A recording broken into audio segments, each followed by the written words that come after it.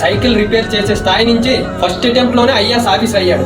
మహారాష్ట్రకు చెందిన Varun Kumar 10th class లో ఉన్నప్పుడు తన తండ్రి హార్ట్ అటాక్ తో మరణించారు.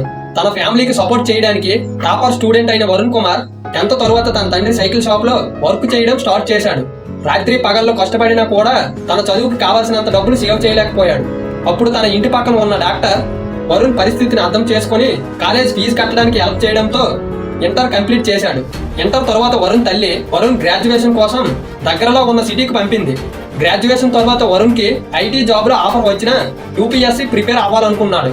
చదువుకోవడానికి బుక్స్ లేకపోవడంతో ఫ్రెండ్స్ టీచర్స్ తనకు హెల్ప్ చేశారు. రోజుకి ఒక్క పూట మాత్రమే భోజనం చేస్తూ 18 గంటలు ఫుల్ డెడికేషన్ తో చదివి ఫస్ట్ అటెంప్ట్ లోనే ఆల్ ఇండియా 32 ర్యాంక్ తో యూపీఎస్ ని క్రాక్ చేసి ఐఏఎస్ ఆఫీసర్ అయ్యాడు.